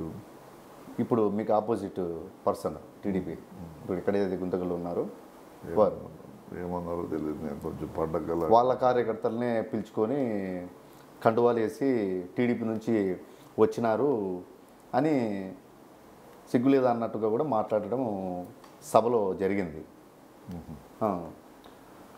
ఏమంటారు దాని గురించి? నేను ఒకటి చెప్తాను. మీరు సైలెంట్గా ఉంటున్నారు, ఎవరేం మాట్లాడినా కూడా. ఏంది దాని ముఖ్య కారణం? నేను ఎప్పుడు నా టార్గెట్ పైన ఉంటుంది. వాళ్ళు ఏం మాట్లాడతారు, వాళ్ళు నన్ను ఏ విధంగా ఇది చేస్తారు, హ్యూమిలేట్ చేస్తారు, ఇవన్నీ పట్టించుకోండి నేను సాధ్యమైనంత వరకు. నా పని నేను చేసుకుంటూ పోతుంటాను. సో ఇవన్నీ మామూలే. ఇప్పుడున్న రాజకీయాల్లో మనం చూస్తూ ఉన్నాం. పర్సనల్గా టార్గెట్ చేసి మాట్లాడడం అనేది ఇంకా మనం చూస్తూనే ఉన్నాము. ఏదో లేనిది ఉన్నట్లు మాట్లాడటము వీళ్ళందరికీ. ఇప్పుడు ఆయన కూడా మరి తెలుగుదేశం పార్టీ పోయినాడు కాబట్టి ఆ గైడ్ లైన్స్ వాళ్ళకి అట్లే ఉంటాయేమో మరి ఆ రకంగా. ఇప్పుడు ఆయన ద్వారా బలవంతంగా కండువాలు వేయించుకునే వాళ్ళు మా దగ్గరకు వచ్చి కండువాలు వేయించుకునే చాలా ఇన్సిడెంట్స్ ఉన్నాయి. అవును, మొన్న జరిగిన ఇన్సిడెంట్స్లోనే వాళ్ళ దగ్గరికి వెళ్ళి వాళ్ళు ఏమంటున్నారు, మేము ఏదో ఎదురు కనబడితేనే పిలుచుకోవడము, బలవంతంగా కండువా కప్పడము, ఫోటో దింపడము, ఇలాంటివి చేస్తూ ఉన్నారు. నిన్న కూడా మళ్ళీ వాళ్ళు తీసుకొని మా దగ్గరికి వచ్చిన వాళ్ళు మళ్ళీ వాళ్ళు బలవంతంగా వాళ్ళ ఇళ్ళకి వెళ్ళి బటన్లు పెట్టేసి కండువాలు వేసే పరిస్థితిని ఇప్పుడు మనం చూస్తూ ఉన్నాము. కాబట్టి నిన్న జరిగినది కూడా మీరు చెప్పింది నాకు ఎవరో ఇన్ఫర్మేషన్ ఇవ్వడం జరిగింది మార్నింగ్. నేను విచారించిన, మళ్ళీ వాళ్ళందరూ నా దగ్గర ఫోన్ చేసి మాట్లాడడం కూడా జరిగింది. అన్నా మేము యాక్చువల్గా బట్వాడ కోసం మేము పోతే ఆ ఏరియాలో పోయినప్పుడు అక్కడ గుంపులుగా ఉన్నారు, పిలిచి రా ఒకరు మాట్లాడిపోదురు అంటే మామూలుగానే పోతాం సహజంగా, ఎవరు నాయకుడు వచ్చినా పిలిస్తే టక్కుమని పోతాము. పోతే బలవంతంగా కండవాలు కప్పేసి మళ్ళీ ఫోటోలు తీసేసి ఇంకా దాన్ని ఏదో వైరల్ చేస్తూ ఉన్నారు. మాకైతే మనస్ఫూర్తిగా పోలేదన్నా మేము మీకే పని చేస్తాము, మేము ఎప్పుడూ అంటే జగన్మోహన్ రెడ్డి వైపే మేము ఉంటాము అంటే వాళ్ళకి జగన్మోహన్ రెడ్డి గారు మాకు దండికి ఇచ్చినాడు, మేము ఆ రకంగానే ఉంటాము. వాళ్ళు బలవంతంగా వేసినంత మాత్రాన మేము పార్టీలోకి పోయినట్టు కాదని కూడా వాళ్ళు ఫోన్ చేయడం జరిగింది. సో ఇంక ఇవన్నీ మేము చెప్తూ పోతే రోజు మేము ఒక స్టేట్మెంట్ వాళ్ళకు స్టేట్మెంట్ దానికి ఏం అర్థం లేకుండా పోతుంది. సో ఎండ్లెస్ కాబట్టి ఎక్కువ నేను మాట్లాడదలుచుకోలేదు. అదే దీంట్లోనే అర్థమవుతా ఉంది మీరు పట్టించుకోవడం లేదు అని, ఎవరేం మాట్లాడిన. ఎందుకంటే నిన్నటి రోజు మాట్లాడినా కూడా మీరు ఇంతవరకు స్పందించలేదు దాని మీద. చెప్తున్నా కదా, కొన్ని వాటి పైన స్పందించేదానికంటే మనం ఎంత తక్కువ మాట్లాడితే అంత మంచిది. వాళ్ళ గురించి అందరికీ తెలుసు, వాళ్ళ గురించి మనం మాట్లాడితే మనం తక్కువవుతాం. ఇదైతే వాస్తవం. నేను ఎక్కువ మాట్లాడాలనుకుంటాను, మాట్లాడితే అది నా మనసు ఒప్పుకోదు. వాళ్ళు చేసి తప్పు, ఆ తప్పును మళ్ళీ మా పైన నెట్టే ప్రయత్నం చేసినప్పుడు నన్ను తప్పని తెలుసు. వాళ్ళు ఎవరైతే వాళ్ళు కంట్రోల్ వేసుకున్నారో వాళ్ళు నాకు ఫోన్ చేసినారు, ఫోన్ చేసి మాట్లాడినారు కూడా ఈ రకంగా జరిగింది అని. సో దాని గురించి నేను సరే ఇది మళ్ళీ మనం మాట్లాడడము, దానికి వాళ్ళు ఏదో కౌంటర్ ఇవ్వడం, మేము కౌంటర్ ఇవ్వడం ఏం అవసరం లేదు. మనం మన ధ్యేయం అంతా ఒకటే, మళ్ళీ మనం రెండోసారి ముందుకల్ నియోజకవర్గంలో శాసనసభ్యునిగా మళ్ళీ ఒకసారి ప్రమాణ స్వీకారం చేయాలా, జెండా ఎగురవేయాలనే కాన్సెప్ట్ తప్ప, ఆలోచన తప్ప నాకు వేరే ఆలోచన ఉండదు. ఎన్నికలు అయ్యే వరకు కూడా ఇదే విధంగా ఉంటాం. ప్రతి సభలో కూడా ముఖ్యంగా మీ పార్టీ అధినేత సీఎం జగన్ గారు మీరు ప్రజల్లోకి వెళ్ళినప్పుడు కాన్ఫిడెంట్గా పూర్తి స్థాయిలో నమ్మకంగా ప్రజలు చెప్తున్నారు ఏమని, మీకు మంచే జరిగింటే, మీకు మా వల్ల మీకు అభివృద్ధి జరిగింటే, మీరు బాగుంటేనే మాకు ఓటు వేయండి అని అడుగుతున్నారు. ఏంటి అంత నమ్మకం, ఏంటి మీకు గెలుస్తామనే అంత ధీమా? గెలుస్తామనే ధీమా కంటే మేము చేసిండే కార్యక్రమాలు అటువంటివి. ఆటోమేటిక్గా మనం మంచి చేసినప్పుడు మంచి చేసినోడికి ధైర్యం ఎక్కువ ఉంటుంది. సో నేను పలానా వాళ్ళకి మంచి చేయగలిగినాను కాబట్టి నా మంచితనాన్ని వాళ్ళు గుర్తిస్తారనే ఒక నమ్మకం, విశ్వాసం అనేది ప్రతి ఒక్కరికి వస్తుంది. అది కామన్. మీరైనా నేనైనా ఒక కుటుంబానికి మీరు సాయం చేస్తారు, ఆ కుటుంబం గురించి మాట్లాడే అవసరం వచ్చినప్పుడు, ఆ కుటుంబంతో మీకు అవసరం ఉన్నప్పుడు మీరు పోయి ఏమన్నా మీకు ఇంత సాయం చేసినా మీరు మాకు సాయం చేయొచ్చు కదా అనే మాట మనం అడుగుతూ ఉంటాం. జనరల్గా జరిగేది ఇది. సో ఆ రకంగా ఆయన ఏం చెప్తా ఉన్నాడు, మీకు మంచి జరిగింటే, మీ కుటుంబానికి మంచి జరిగింటే నాకు ఓటేయండి అని అడుగుతా ఉన్నాడు. సో అంత కాన్ఫిడెంట్గా మేము అంత ట్రాన్స్పరెంట్గా దాదాపు అర్హులైన ప్రతి ఒక్కరికి ఇవ్వగలిగినాం సంక్షేమం అనేది. సో అది ఆటోమేటిక్గా సంక్షేమం అనేది పోతే మంచి జరిగినట్టే కదా. సో ఆ రకంగా మేము కాన్ఫిడెంట్గా ఉన్నాము. ఖచ్చితంగా మాకు ఆ నమ్మకం ఉంది. ప్రజలు గుడ్డిగా ఓట్లు వేసే పరిస్థితి నుంచి ఇప్పుడు ఆలోచన చేసి ఓట్లు వేసే పరిస్థితికి రాగలిగినారనే నమ్మకం కూడా మాకుంది. సో ఇంతకుముందు మాదిరి ప్రజలు ఏదో గుడ్డిగా ఏదో డబ్బులు ఇస్తే ఓట్లు వేసేస్తారు అనే పరిస్థితి లేదు. తెలివిగా ఈసారి ఓట్లు వేస్తారనే ఆలోచన కూడా మాకుంది. మా పార్టీ నాయకుడు కూడా ఆ విధంగానే ఆలోచన చేసి చెప్తా ఉంటాడు. సో ఆయన నమ్మకం అదే. ఆయన ఒక్కడు పార్టీ పెట్టి ఇంత పెద్ద పార్టీని స్టేట్కి ఇవ్వగలిగినాడు, ఇంత మంచి పరిపాలన ఇవ్వగలిగినప్పుడు అంత దక్షత ఉన్న వ్యక్తికి ఆ మాత్రం కాన్ఫిడెన్స్ లేకపోతే పార్టీని మెయింటైన్ చేయడం అనేది ఇట్ ఈస్ ఇంపాసిబుల్. సో ఆయన ఎక్కడ కూడా ఆయన అసెస్మెంట్ తప్పదు. ఆయన ఏదో ఊరికే అందరూ అనుకుంటూ ఉన్నారు ఈ సీట్లు మార్చడం వల్ల ఏం దాని నుంచి ఉపయోగం లేదని. కానీ ఆయన ఉపయోగాలు ఆయనకి అన్ని లెక్కలు తెలుసు. మ్యాథ్స్లో కరెక్ట్ క్యాలిక్యులేషన్స్ మాత్రం పర్ఫెక్ట్గా ఉంటాయి. మేము దగ్గరగా చూసినాను.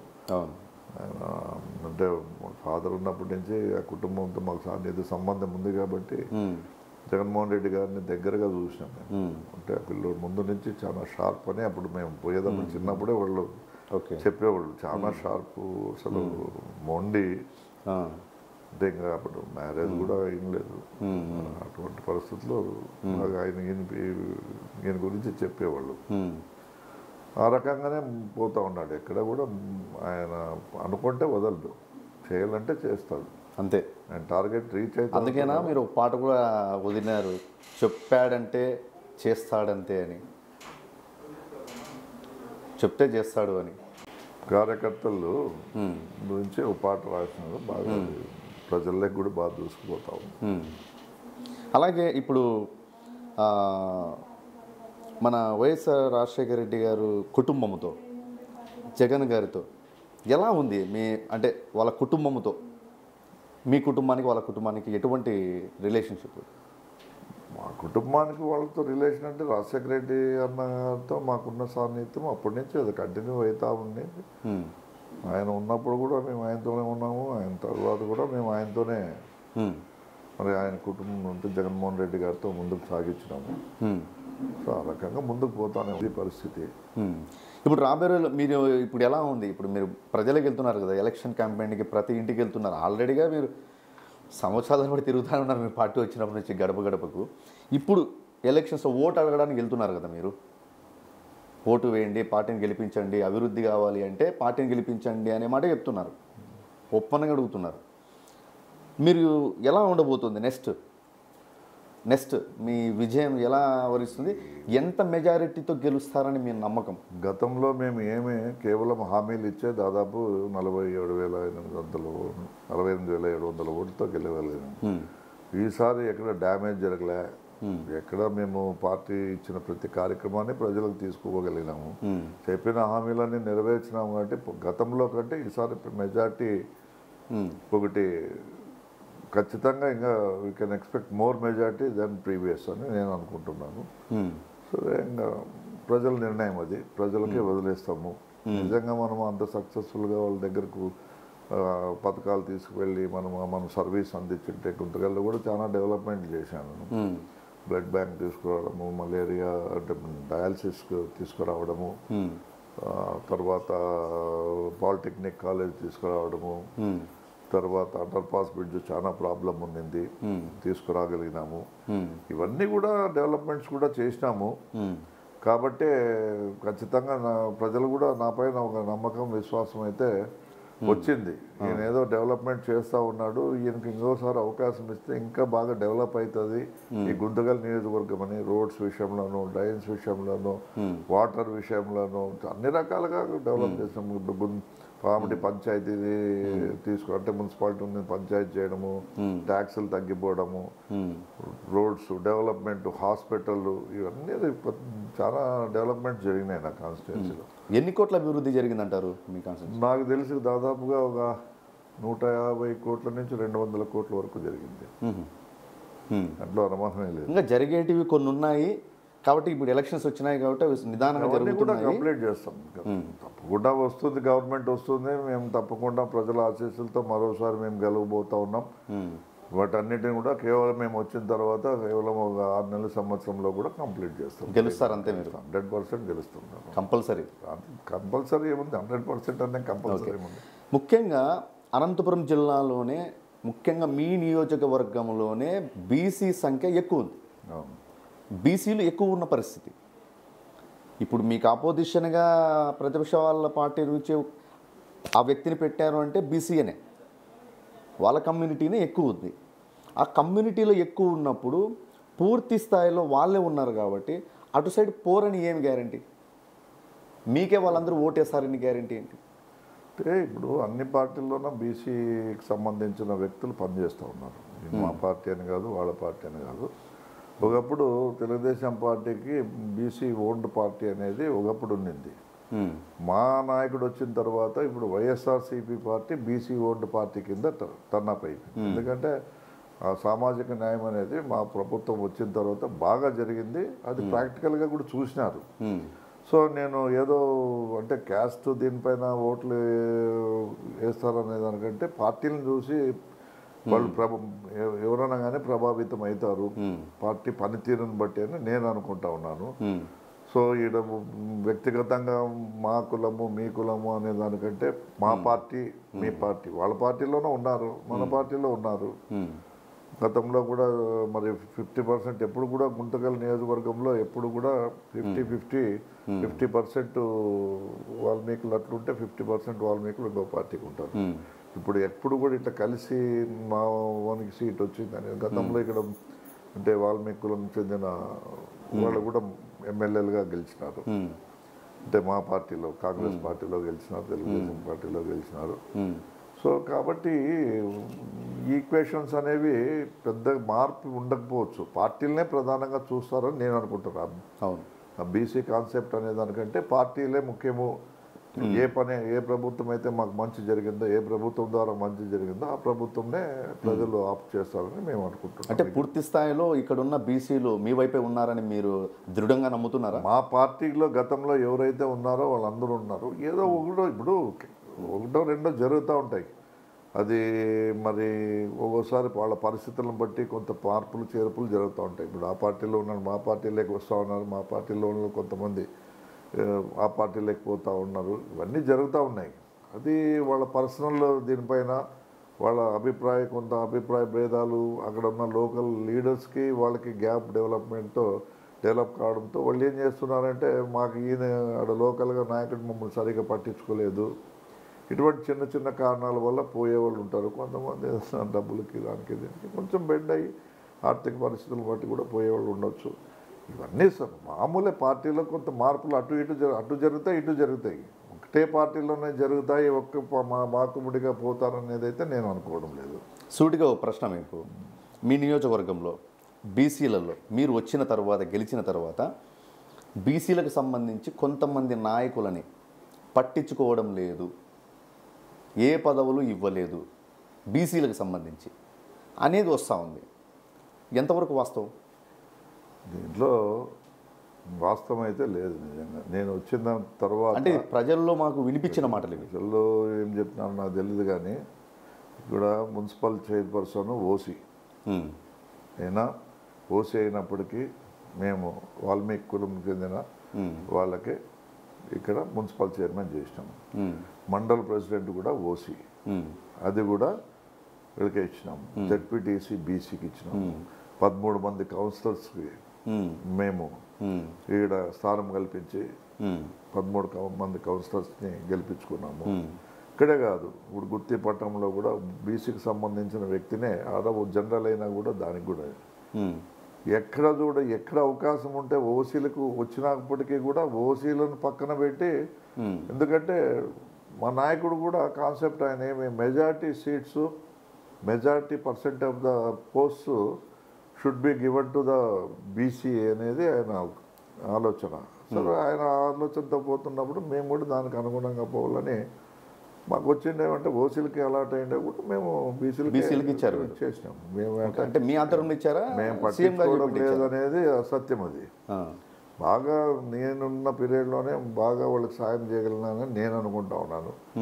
ఎక్కడా కూడా నేను వాళ్ళని డిస్టర్బ్ చేయలేదు. అంటే కొంతమంది అసంతృప్తితో ఉన్నారు అని అంటున్నారు. ఇప్పుడు చిన్న జరుగుతూ ఉంటాయి. కుటుంబం అయినాక కొన్ని మనస్పర్ధలు వస్తూ ఉంటాయి, సర్దుకుపోతూ ఉంటాము. ఇది ఇంకా అన్నీ 100% జరగాలంటే జరగకపోయింది. అంటే మీరు మేము ఇచ్చేటప్పుడే, అలాట్మెంట్ చేసేటప్పుడే, ఇప్పుడు సీట్ ఇచ్చేటప్పుడు ఇద్దరు పోటీ పడి ఉంటారు. ఒకరికి ఇవ్వకుండా ఒకరికి ఇప్పుడు ఇద్దరికి ఇవ్వలేము. అటువంటి పరిస్థితుల్లో ఇద్దరు సమఉజ్జీలు, మేము ఎవరంతకు వాళ్ళు మేమంటే మేము అనే పరిస్థితిలో ఉండే పరిస్థితి కూడా ఉంటుంది. అటువంటి చోట మేము ఏదైనా కొద్దిగా అంటే న్యాయం చేయలేకపోతే వాళ్ళు ఆ రకంగా ఆలోచన చేసి ఉండొచ్చు.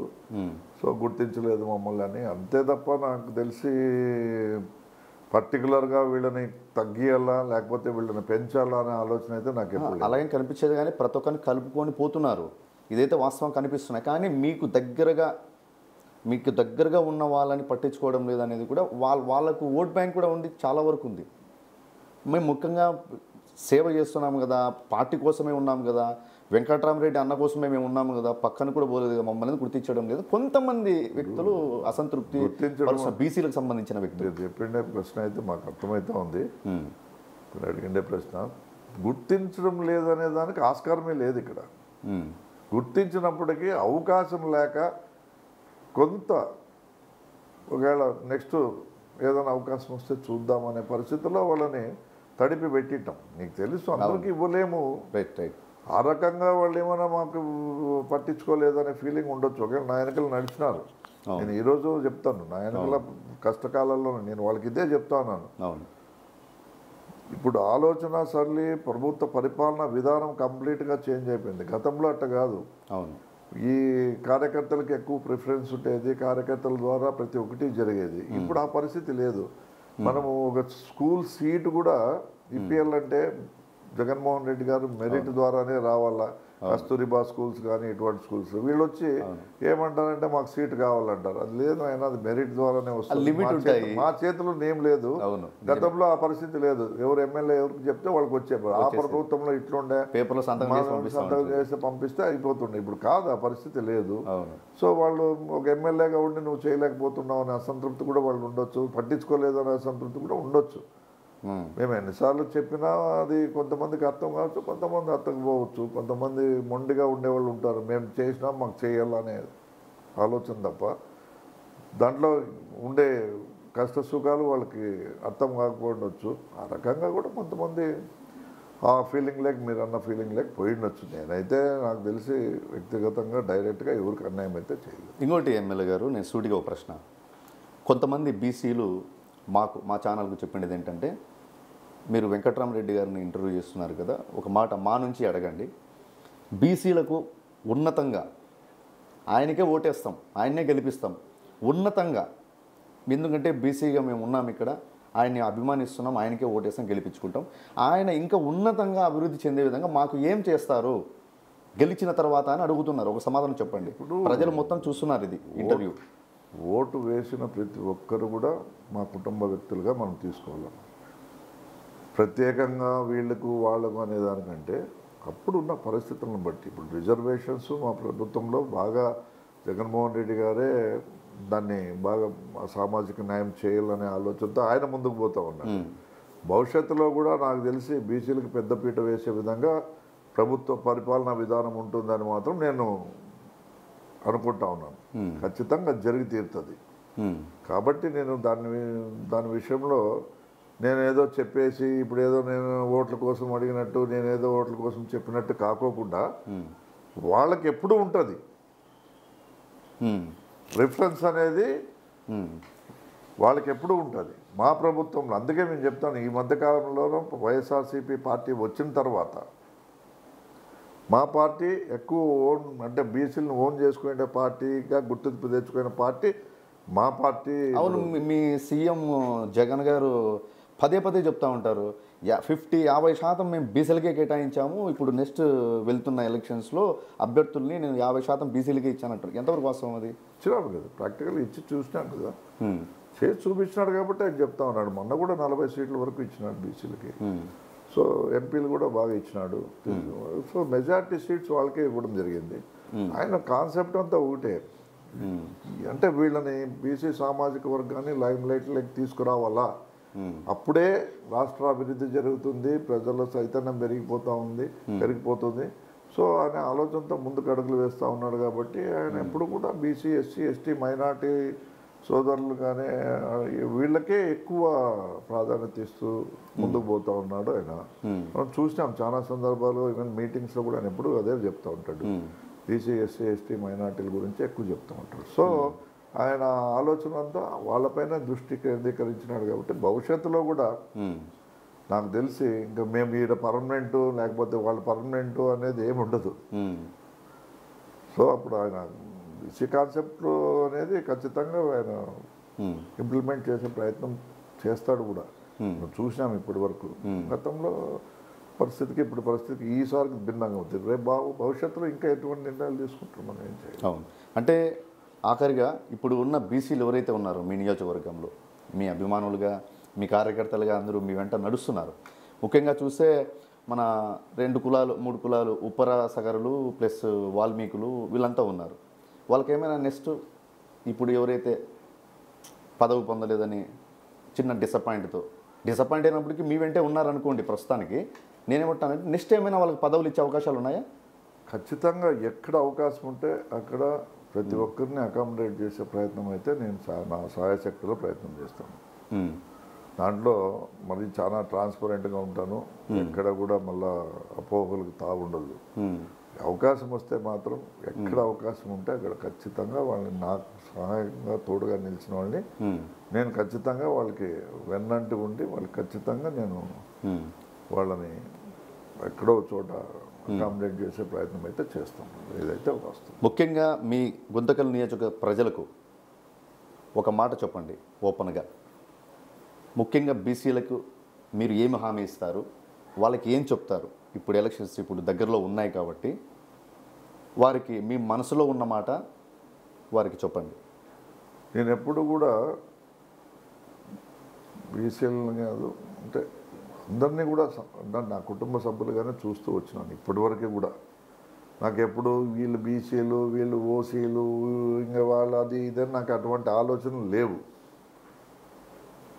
నిజంగా చెప్పాలంటే అందరూ నా సోదర సమానులు, నా దగ్గరే ఉన్నారు, నా కుటుంబంలో ఉన్నారనే ఫీలింగ్. అంటే నేను నా కుటుంబంలో నా యొక్క సొంత మనుషులను ఏ విధంగా చూసుకుంటున్నా ఆ రకంగా కూడా నేను మరి వాళ్ళని చూసుకునే మనస్తత్వం నాది. సో డెఫినెట్గా నాకేం వాళ్ళని ఇంకో రకంగా ఆలోచన చేసి ఖచ్చితంగా మంచి జరుగుతుంది వాళ్ళకి. నేనైతే ఒక నమ్మకం వాళ్ళకి నా పైన నమ్మకం ఉంది. నేను వాళ్ళని కూడా పూర్తిగా నమ్ముతా ఉన్నాను. ఖచ్చితంగా మీకు న్యాయం జరుగుతుందని చెప్తా ఉన్నాను. ఇప్పుడు కూడా చాలామంది నన్ను వచ్చి అడుగుతూ ఉన్నారు. కొద్దిగా డిసప్పాయింట్మెంట్లో ఉన్నమాట వాస్తవం, మాకేం జరగలేదని. ఈసారి ఖచ్చితంగా రాబోయే 5 సంవత్సరాల్లో మేము ఖచ్చితంగా పూర్తి స్థాయిలో కూడా అందరికీ న్యాయం చేస్తామని హామీ అయితే ఇవ్వగలుగుతున్నాము. ఖచ్చితంగా జరిగి తీరుతుందని నేను అనుకుంటున్నాను. ఓటింగ్ విషయంలో మీకు ఓట్లు కావాలి కాబట్టి ఓట్లు కావాలి కంపల్సరీ. ఆ ఓటింగ్ విషయంలో ప్రజలకు ఏమైనా ఫైనల్గా మాట చెప్పండి. ప్రజలకి ఒకటే చెప్తా ఉన్నాను, అందరికీ కూడా నేను విజ్ఞప్తి చేస్తూ ఉన్నాను. 5 సంవత్సరాలుగా నేను ఒక శాసనసభ్యునిగా నన్ను మీరు చూసినారు. నా యొక్క ఇది ఎట్లుంది పర్ఫార్మెన్స్ అనేది. నాకు తెలిసి నేను ఎక్కడ కూడా ఎవరిని హర్ట్ చేసింది లేదు. ఎక్కడ కూడా గలాటలకో లేకపోతే కక్షలు కాకుండా ఏ పార్టీ వాళ్ళు వచ్చినా నేను కూడా జగన్మోహన్ రెడ్డి ఏ కాన్సెప్ట్తో పోతున్నా కులాలు చూడలే, మతాలు చూడలే, పార్టీలు చూడలే, మనకు ఓటు వేసినాడా లేదా అని చూడ. ఎవరు నా దగ్గరికి వచ్చినా నేను అందరికీ సాయం చేసిన. సో ఈరోజు రాబోయే దినాల్లో కూడా నేను ఎప్పుడు అట్లే ఉంటా. ఖచ్చితంగా వాళ్ళు నన్ను గుర్తిస్తారు. ఖచ్చితంగా నా పైన నాకు ఆ నమ్మకం ఉంది. వాళ్ళు నన్ను గుర్తిస్తారు, మరోసారి నాకు అవకాశం ఇస్తారు. ఖచ్చితంగా పోయినసారి కంటే ఈసారి పెద్ద మెజార్టీతో గెలిపిస్తారని కూడా నేను భావిస్తూ ఉన్నాను. ఎందుకంటే ప్రస్తుతం ఇప్పుడున్న పరిస్థితుల్లో ఇక్కడ లోకల్ నాన్ లోకల్ అనే కాన్సెప్ట్ కూడా డెవలప్ అవుతుంది. ఎందుకంటే మేము అందుబాటులో ఉన్నాము, ఇన్నేళ్ళుగా సర్వీస్ చేసినాము, దగ్గరగా చూసినారు. సో ఆ కాన్ఫిడెన్స్ అయితే ప్రజల్లో మనం క్రియేట్ చేయగలిగినాము. నాకు తెలిసి ప్రజలందరూ కూడా మాకు మంచి అవకాశాన్ని ఇస్తారని కూడా మరోసారి వాళ్ళకి సేవ చేసుకునే భాగ్యాన్ని కల్పిస్తారని అయితే నమ్మకంగా ఉన్నాం మేము. Okay sir, thank you very much. ఇంతసేపు ఓపిక్గా కూర్చొని మీ నియోజకవర్గ అంటే కూర్చున్నారంటే మీ ప్రజల కోసమే కూర్చున్నారులేండి ప్రేమతో. ఇంతసేపు మాకు సమయం కేటాయించినందుకు మీకు ధన్యవాదాలు. ఇదండి విషయం. మన గుంతకల్ ఎమ్మెల్యే వెంకట్రామరెడ్డి గారి మాటల్లో మనం విన్నాం పూర్తి స్థాయిలో. అలాగే రాబోయే రోజుల్లో కూడా వచ్చే ఎలక్షన్స్లో కూడా మేమే గెలుస్తాం, మా పార్టీనే వస్తుంది. ఇప్పుడు జరుగుతున్న అభివృద్ధి కంటే ఇంకా భిన్నంగా మేము అభివృద్ధి కార్యక్రమాలు చేసుకుంటూ ముందుకు వెళ్తాము. అలాగే బీసీ సంఖ్య ఎక్కువ ఉన్నప్పటికీ మా నియోజకవర్గంలో ప్రతి ఒక్క బీసీకి ఎటువంటి అన్యాయం జరగదు, ఇంతవరకు కూడా జరగలేదు. ఏదో వాళ్ళు వీళ్ళు చెప్పినారనే మాటలు పట్టించుకొని వెళ్తున్నారు.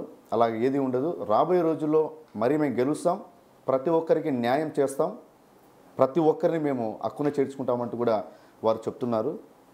అలాగే ఇప్పుడు ఆపోజిట్ పార్టీకి సంబంధించిన వాళ్ళు ఎవరైతే ఏదైతే మాట్లాడుతున్నారో నేను అవన్నీ పట్టించుకోను. నా పనితీరుకు నచ్చి నేను సేవ చేసిన సేవ నచ్చితేనే మంచి జరిగితేనే నేను ఓటు అడుగుతున్నాను. అందరూ గెలిపిస్తారని నేను మనస్ఫూర్తిగా నమ్ముతున్నానంటూ మన ఎమ్మెల్యే వెంకట్రామరెడ్డి గారు మన ఇంటర్వ్యూ ద్వారా వాళ్ళు చెప్పారు. మరొక ఇంటర్వ్యూలో మరొక మేధావులతో, నాయకులతో, లీడర్లతో మరీ కలుసాం. Thank you very much.